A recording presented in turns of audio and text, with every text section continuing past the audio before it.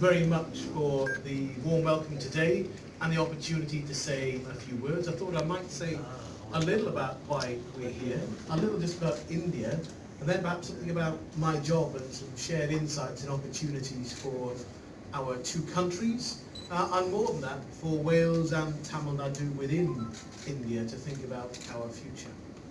So this is the first time that a health minister from Wales has been to India, and it's the deliberate opportunity in the fourth year of the VAPIO initiative, the medical training initiative that Keshav's mentioned, to support that activity, because it's a really important activity for Wales, but also I think for India too, because we now have had a pipeline over 4 years of about 100 doctors each year coming into our National Health Service in Wales, working for 2 years. They're providing direct patient care, because if they weren't doing that, they wouldn't get the proper learning and training opportunity. And at the end of that 2 years, they then return to India. So the insights and the skills, and people learn good and bad things when you learn. I certainly through my life have learned from making mistakes and getting things wrong and seeing other people do that, just as getting things right. To come back and then to be able to apply that to the health service here in India. And it's more than that, of course, because there's something about the relationship between India, Wales and the United Kingdom anyway, and not just about the many centuries of the past, but my own responsibilities. The National Health Service was created more than 70 years ago, and was created by a model from Wales by a Welsh politician, Aneurin Bevan. And so we're really proud of the fact that the National Health Service of the United Kingdom was born in Wales. And 70 years ago in the United Kingdom, people still faced a choice between whether to pay their medical bills, whether to pay their heating, or whether to buy food. And that was a really difficult choice for lots and lots of families. So after the Second World War, we decided to pool our resources. We decided that we would pay from taxes to create a national health service owned by the government on behalf of the people, and that meant that every single family within the United Kingdom has free healthcare. So whatever your means, whatever your social background, the National Health Service is there for you. There is no financial limit to the treatment you can have. It is simply about the ability of the health service to provide it. So it's a genuinely comprehensive system, and it was a really radical thing to do in the aftermath of the Second World War, and it remains a radical act to keep on funding our National Health Service, the collective will and effort that is required. And it's enormous. Just within Wales, a small but perfectly formed country of 3 and a bit million people, within the Welsh Government's budget, I spend over half of that budget, over £7 billion on maintaining our National Health Service each year. So it's a significant enterprise.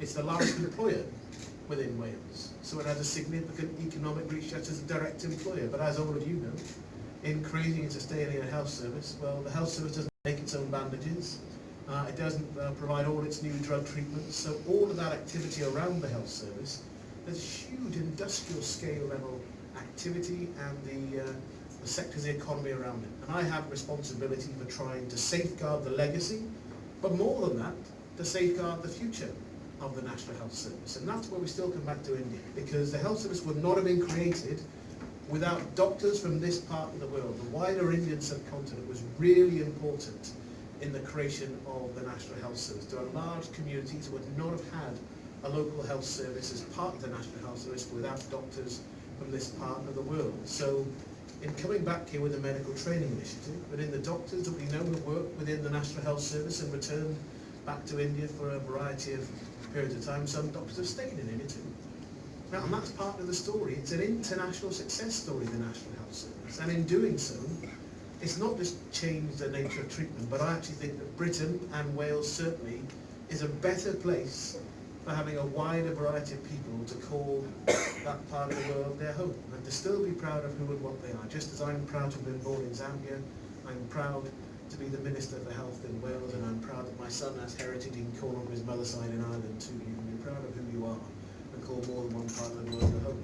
And the health service is very much a visible way to see that made real. So if any of you came to the United Kingdom and you need treatment, if you went to a local doctor, you could well see someone from another part of the world.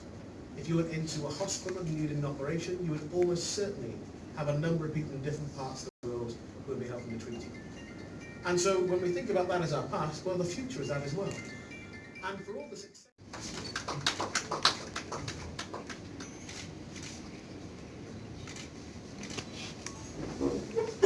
Now it's an honor and privilege always to introduce certain people in your life whenever you get a chance to. And I have got this opportunity to introduce our chairman of SIMS hospitals to you. He needs no introduction, but he's the person who has made us as clinicians what we are today. He has given us the platform of making us much more successful. He has always been behind us in getting everything that we could do. Can I now request our chairman of SIMS hospitals to please come up, guys, and give us a few words, sir.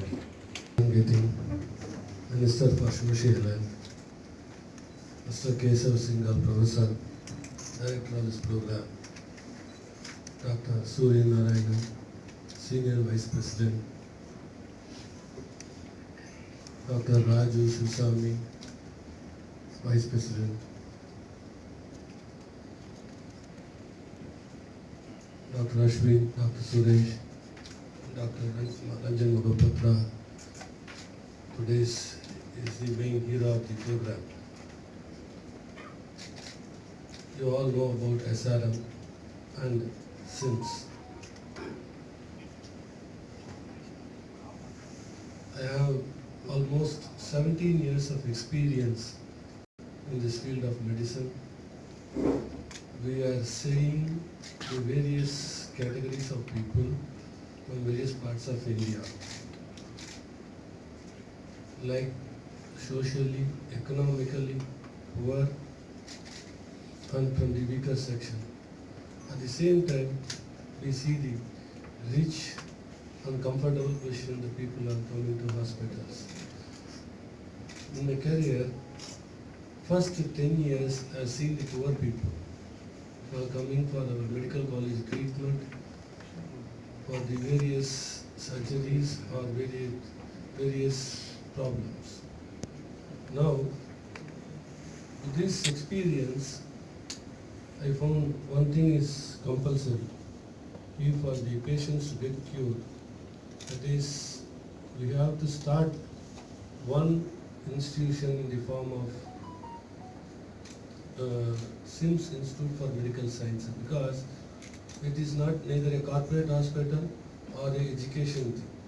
So when we join these two things together, what happens? The doctors are doing research activity. They come into the present scenario, what is the medicine or what is the latest technology they are using throughout the world. It is, they want to learn. So once it is a hospital, if it is a simple hospital, what happens? I finished my doctor program, either maybe MS, MD or MS.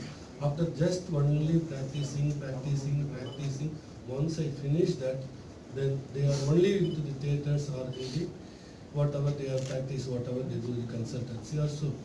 But my thing is, our doctors in SIMS, last 7 years we started, we have touched 1.25 lakhs people life, with lower economically poor and the rich people all together. But this institute after I started,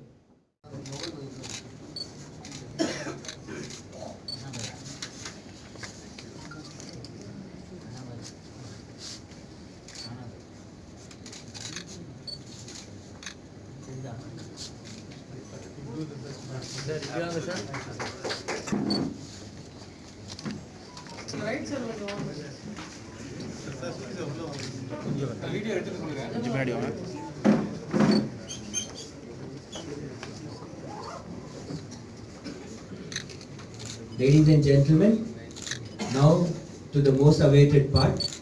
I would now request Professor Kesav Singhal, Dr. Raju Sivasamy, Vice President, SIMS Hospital, to sign the formal MOU and exchange the MOU.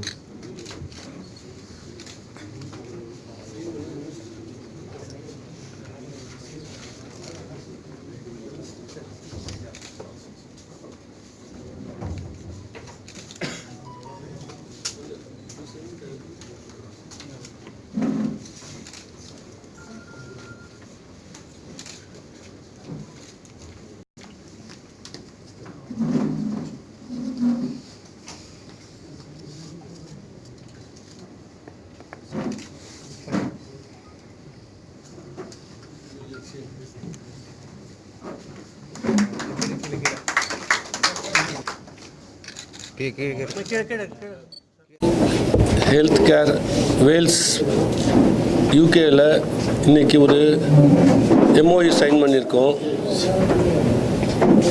இந்த எம்ஓஇனால் இந்திய மாணவர்களுக்கும் இங்கே Sims மருத்துவமனையில் இருக்கிற doctors அவங்களுக்கும் exchange programs பண்ணுறதா நாங்கள் நிறையா பிளான் பண்ணியிருக்கோம். அதன் மூலிமா சிம்ஸ் மருத்துவமனையில் இருக்கிற டாக்டர்ஸ் எப்போவுமே புது டெக்னிக்ஸை கற்றுக்கணுன்னு ஆசைப்படுவாங்க.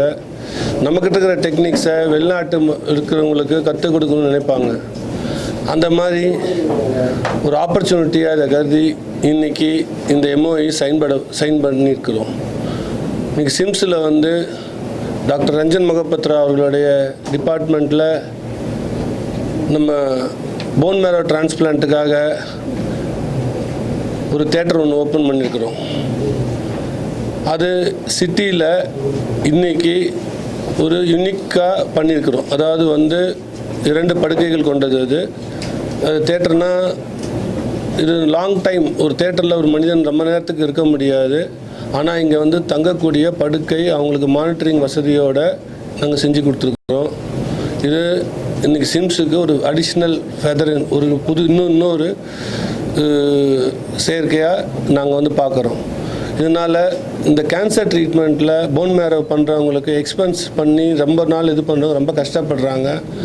அதை ஒரு அருமையான டெக்னிக்னால் அவங்க விலை குறைவாகவும் அஃபோர்டபுள் காஸ்ட்லேயும் அதை அவங்க பண்ணிக்கலாம்ன்றது எங்களுடைய விருப்பம், டாக்டரோட விருப்பம். எங்கிட்ட சொன்னார்.